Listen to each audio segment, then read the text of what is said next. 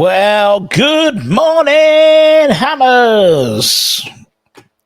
I thought I'd try something. I thought I'd try it. See if it works. I'm going to try it a few episodes and see if it works out as a new catchphrase. If you're new, Andy, give it a like, give it a comment, give it a share, give it a subscribe. Kids back to school this week. Flo's first day at senior school was the other day. We were all very nervous, but she was fine. Loved it. Absolutely loved it, which was great to see. And making new friends already, which is lovely. And if your kids are doing new school or new years or universities, or yourself are going to a new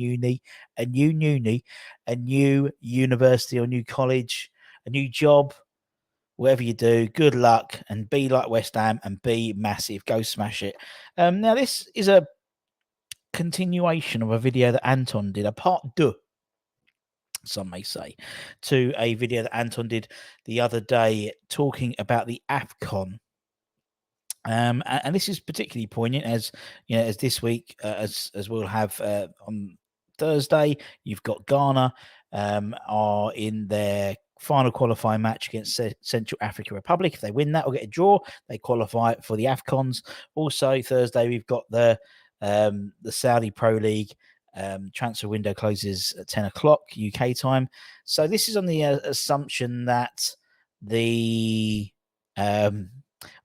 both Ghana qualify and we don't sell anyone. And I thought we'll go into a little bit more detail about what it actually means and how it affects West Ham specifically. I'm not looking at the Premier League as a whole, just looking at West Ham because we're a West Ham bloody channel. So if we look at the Afcons in a bit more detail, so it runs from, as Anton said, the 13th of January until the 11th of February, so just under a month. And it's in the Ivory Coast this year. It's every year. Obviously, it's hosted from different countries. And this year it's the Ivory Coast. Now, in terms of how it affects the Premier League calendar, so we've got down the left-hand side the dates, and obviously Afcon blocks all that out. We actually play as a round of matches on the 13th. We play Sheffield United away at Bramall Lane. And then we have the Premier League winter break, which breaks until, I believe, the 30th of January, which is a Tuesday, when we play Bournemouth at home. So a big chunk of the Afcons will actually have no Premier League football in. Although I think around the 20th or 21st, that's when the semi-final of the Carabao Cup is booked in for, I believe. Don't quote me, but I think so. But in terms of Premier League, we have the winter break, which shuts for basically from mid-January until the very end of January. And then we've got a few days later, then we play Man United away. And then the day before the Afcons finish, we have Arsenal at home. And obviously, this is obviously there's going to be teams getting knocked out and players returning back from Afcon duty and stuff like that. So this is like a worst case scenario type thing. But the idea is just to show you how it could impact us, as well as obviously the teams we're playing against. So if we look at the 5 teams, us and our opponents, and just going through who potentially we could be without when we play them. So from us, obviously, we know that we've got Morocco's Naif Aguerd won't be featuring it for West Ham. He'll be called up to the Afcons without no shadow of a doubt. Potentially Said Ben Rama, potentially Maxwell Cornet as well. And on the assumption that Ghana qualify, Mo Kudus would be selected for the Ghana side, Chris Hughton's Ghana side, of course. Looking at, say, our first opponents, now obviously we play pretty much Sheffield United on the day of the Afcons starting. So I imagine most of the African-based players will not be in attendance. They've actually got 4 players out as well. Arguably maybe not as significant as us. They lose their reserve backup goalkeeper, Jordan Asimar, from Ghana. If he's selected for Ghana, they lose. Who else they lose? They lose Ismaili Koulibaly for Mali. They've been qualified. They've also will lose Anis Ben Slimane, who's a midfielder who's made 8 appearances so far at the time of recording for Sheffield United.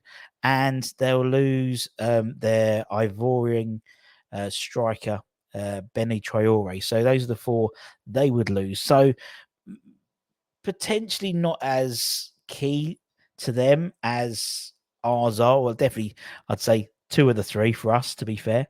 And so, yeah, I think they've slight advantage there. Bournemouth themselves, they've got 3 players who will be featuring, who will potentially be featuring in the Africa Cup of Nations. They've got their striker, Anton Simeona.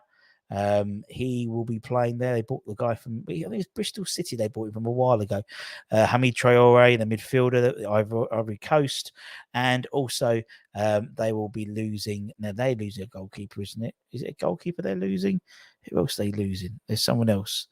Who else are they losing? It's like I hadn't prepared this bit. Yes, that's it. They lose their forward, Dango Uatara from Burkina Faso, who have been qualifying for the Afcons as well. So, a couple of their strikers. Yeah, maybe could make an issue there. Man United, I think they're arguably the worst hit, I'd suggest, in terms of players going to the Afcons, particularly who we would play. The goalkeeper, Andre Onana, for the Cameroon. And obviously that he's critical to really the way they play. Eric Bailey, not so much from Ivory Coast, if he's still at the club by then, potentially. They have the Tunisian midfielder Hannibal Mejbri. Again, wouldn't say he's critical. Amrabat would be if he returns back fit. He's injured at the moment, isn't he? But obviously Moroccan midfielder Amrabat, and Ahmad Diallo from the Ivory Coast. So, the fact that their goalkeeper and sort of superstar midfield really is out, but with the Afcons could make a difference potentially. They've got plenty of quality there as well. The likes of Diallo, the likes of Eric Bailly. I said Eric Bailly, I meant Eric Bailly. Not so much so, in my opinion. Arsenal aren't too. They're not going to be too affected by the Afcons, in all honesty. They only have 2 players out, one of them being Thomas Partey and the other one being Nicolas Pepe. So, again, not too much of an issue for them. By then, we will obviously, that'll be towards the final. So you imagine we may well have 1 or 2 players back, unless it's, knowing our luck, it'll be Morocco versus Ghana in the final, and then we'll be absolutely buggered. We won't be buggered, but obviously we'll lose probably 2 of our star players for pretty much the whole of the month. But it's not as bad. It's a frustration more than anything. But it's something which every club has, African-based players who will be playing at the Afcons, and therefore it's the same for everyone.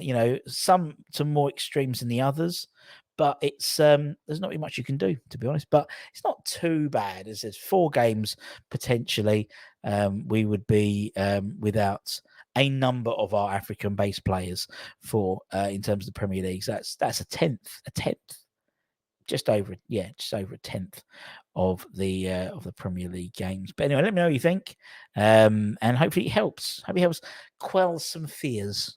I think the winter break does help us out somewhat as well. So that is a bit of a help rather than a hindrance. And that's it. Keep an eye on the channel. Lots of stuff coming up. All the fun of the fair in terms of the Afcons and anything that breaks in terms of the Saudi Pro League window transfer closing on Thursday. We'll bring it to you as soon as possible. So take care. Stay safe, everybody. No worries about staying warm. It's very humid. It's very hot in Hornchurch at the moment. And I'll see you guys very, very soon. Take care.